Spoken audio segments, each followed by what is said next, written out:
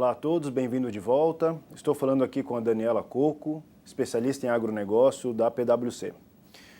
Daniela, a gente está falando das mega tendências que vocês têm levantado junto aos trabalhos lá na PwC.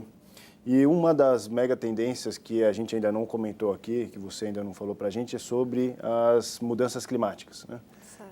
Conta para a gente como que isso vai impactar no futuro e como que o setor do agro, tanto no Brasil quanto lá fora, pode se programar para essas tendências. Sim.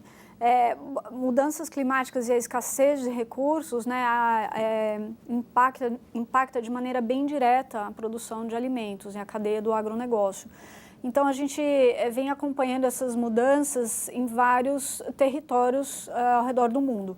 Então, por exemplo, estima-se que cerca de 60% do território africano vai sofrer de seca drástica e serão áreas inaptas à produção de alimentos. A gente vê estimativas indicando que a China pode ter um déficit de cerca de 200 bilhões de metros cúbicos de água nos próximos anos. Então, são áreas e, ao mesmo tempo, você tem um aquecimento global que pode permitir, por exemplo, que o permafrost que existe no Canadá, em áreas da Rússia, descongelem, e aí tornam áreas que eram antes inaptas à produção agrícola, possam ser produtivas. Então, na verdade, a gente tem um cenário de mudanças climáticas muito severas nos próximos anos. E isso vai impactar de novo onde o alimento é produzido, a qual custo e como ele é comercializado. Eu acho que um ponto muito importante que a gente tem visto, Luiz Felipe, é que o modelo tradicional de produção de alimentos que a gente adotou até agora, ele não é mais sustentável nos próximos anos, nas próximas décadas. A gente tem que aprender a produzir mais com menos.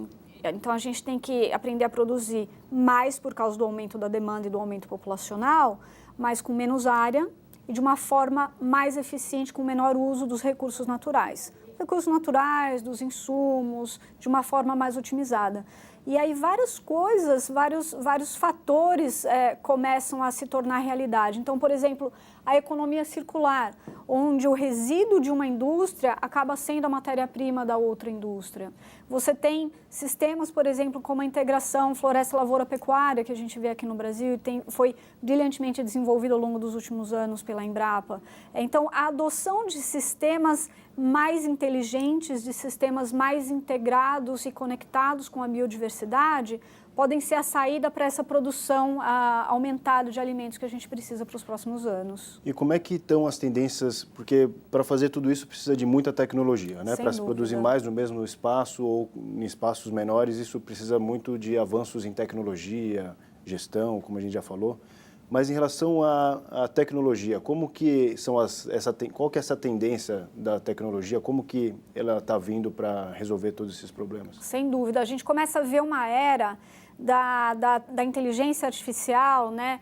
Da Internet of Things, né? Internet das coisas, o uso de drones e veículos autônomos não motorizados. A gente começa a ver a utilização cada vez mais intensiva de sensores. Então, sensores no solo, sensores na planta, sensores no ar, sensores nos animais. E a integração e a coordenação de todas essas informações, permitindo, por exemplo, uma irrigação inteligente, uma irrigação otimizada. Você não vai irrigar a planta se não for a hora certa. E você não vai irrigar em quantidade inadequada. Da mesma forma, a pulverização, né, a utilização dos defensivos agrícolas. Existem áreas dentro de um mesmo talhão que vai precisar de uma maior aplicação, outra área vai precisar de menos. E a gente, até agora, era uma aplicação meio que padronizada por área, né, por hectare. Então, a gente vai começar a ver cada vez mais essa mudança e a adoção de tecnologia para que a gente seja capaz de ter uma agricultura inteligente, que a gente está chamando da era da agricultura da informação. Então, você utilizar realmente toda a informação, a data, né, os dados que são gerados para tomar decisão. Então, decisão de aplicação de defensivo, decisão na hora de irrigar, decisão específica de colheita. Então, cada vez mais uma agricultura inteligente e conectada. E a tecnologia tem papel fundamental quanto a isso. Inclusive para dar agilidade Sem dúvida. uma mudança, eventualmente, de um perfil de consumidor, né? Isso até é um tema que eu gostaria que você contasse um pouco mais, sobre essas tendências do novo consumidor, né? Do consumidor moderno. Sim. Como que isso tem mudado, né? A gente, em outros programas aqui, nós até comentamos sobre isso, entrevistamos outros especialistas no assunto também. Mas conta um pouco, de fato está mudando essa tendência no consumidor? Como é que está esse perfil? Está mudando. A PwC conduz uma pesquisa anual que é chamada de Total Retail e no ano passado, na edição 2017, confiança na marca já era indicado como o segundo fator mais importante no momento de decisão de compra. Então, o consumidor, ele está buscando cada vez mais ter um alinhamento com a marca que ele consome. E isso é muito influência da entrada dos millennials, que são os nascidos após 1980, porque é uma geração que busca um senso de propósito com a marca, busca consumir produtos que são sustentáveis, que são bons para a comunidade, que são bons para a sociedade, para o meio ambiente. Então, é uma mudança muito significativa no perfil de consumidor também. E a gente vê um consumidor cada vez mais conectado, cada vez mais sofisticado e cada vez mais demandante de informações, de transparência, de rastreabilidade, de informação sobre aquele produto que ele está consumindo. O consumidor ele não é mais feliz de ir ao mercado e comprar uma fruta, um legume ou uma carne e não ter a menor ideia de onde aquele produto está vindo. Então, no mínimo, ele quer saber a origem daquele produto. Isso, claro, é mais acentuado nos países desenvolvidos. Então, você vê essa tendência muito mais pronunciada já na Europa, nos Estados Unidos, no Canadá, Austrália, Nova Zelândia, mas você começa a ver isso também, por exemplo, acontecendo na China. Você começa a ver isso acontecendo aqui no Brasil em algumas cadeias específicas. Então, sem dúvida, o perfil do consumidor está mudando e impacta de maneira drástica a produção de alimentos no mundo. E, Daniela, bom, imaginando que a gente está lá na frente, nesse novo cenário, com toda a tecnologia, tudo isso que a gente comentou aqui agora, quais serão as oportunidades, vou até fazer uma provocação aqui, as oportunidades do agronegócio no futuro, por exemplo?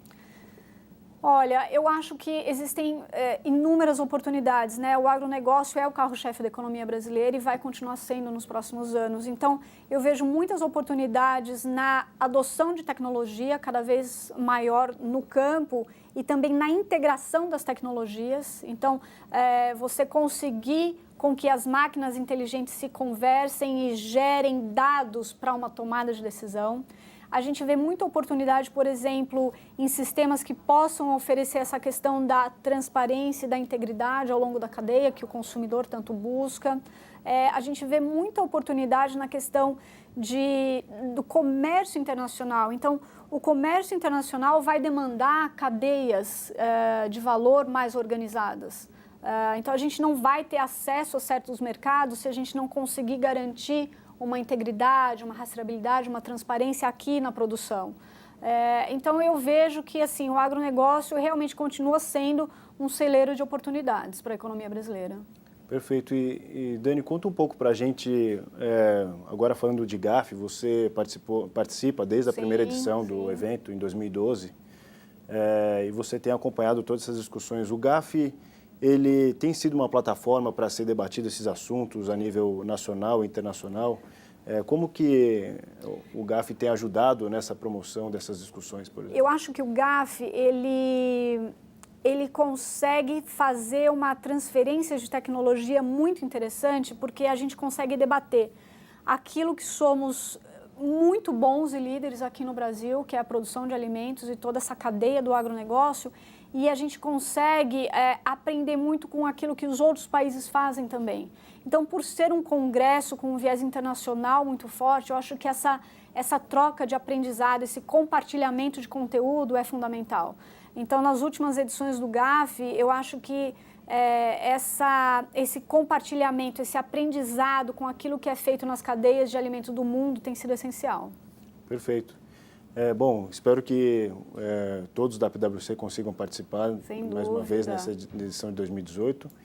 que acontece nos dias 23 e 24 de julho, aqui em São Paulo.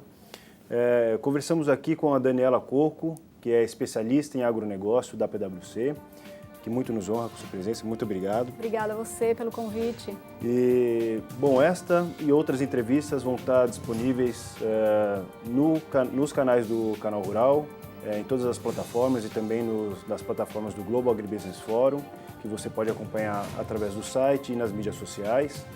E esta e outros debates também vocês acompanharão nos próximos capítulos desse programa. Obrigado, até a próxima.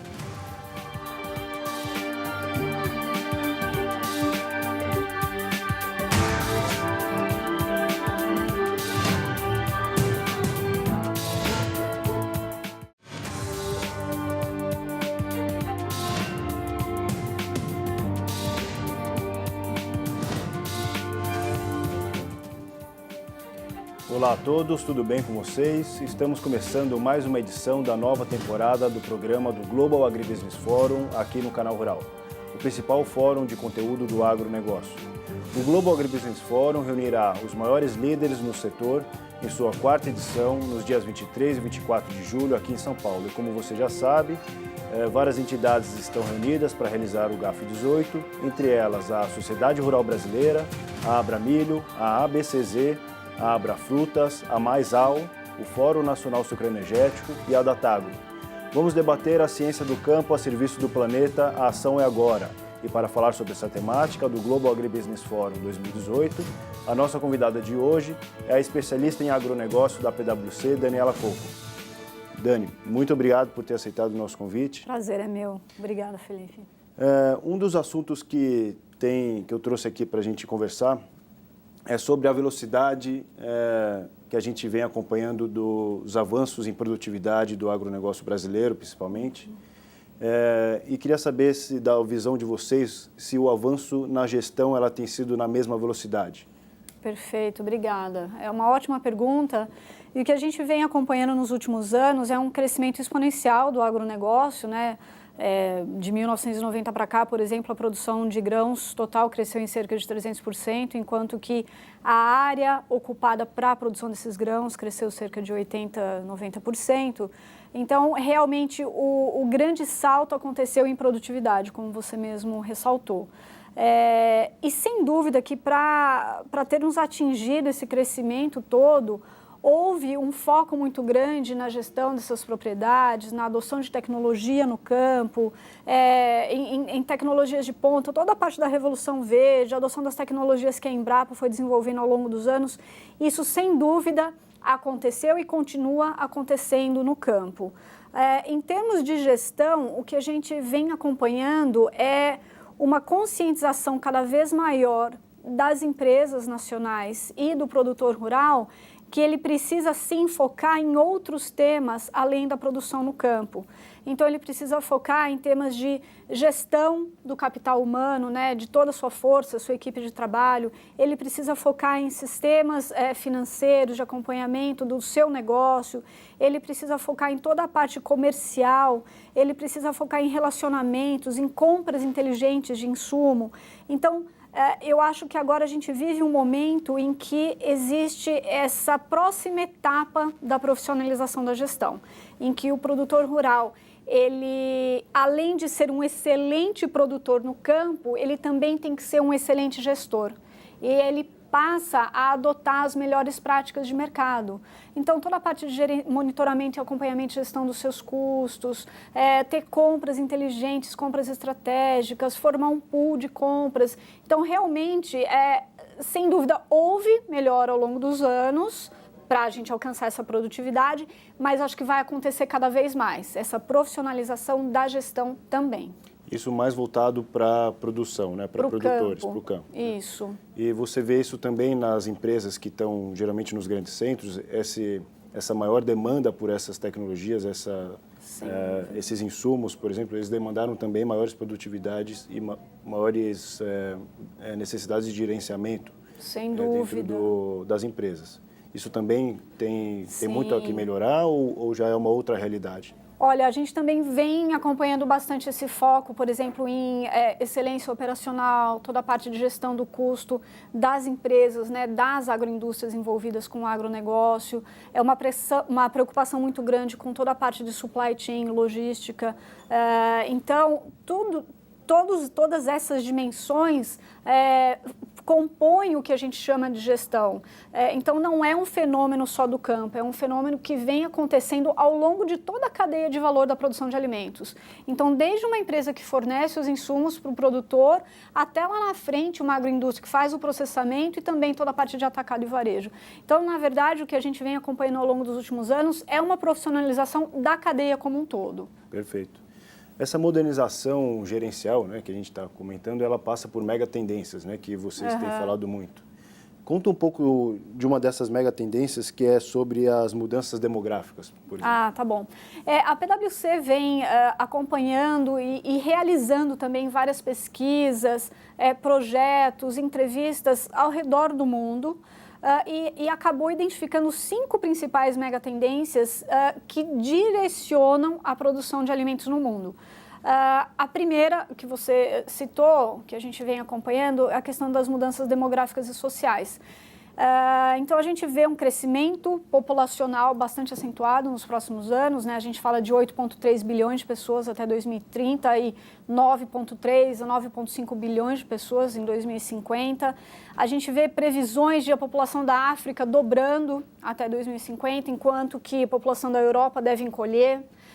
Dados, por exemplo, de idade média na Nigéria de 21 anos, então uma população extremamente jovem, enquanto que no Japão uma idade média de 54 anos, então uma população bem mais velha. Então, são direcionadores que impactam diretamente o consumo de alimentos, né? Então, de um lado, a maior demanda pelo próprio crescimento populacional, então você vai ter um aumento na demanda por alimentos de cerca de 70%.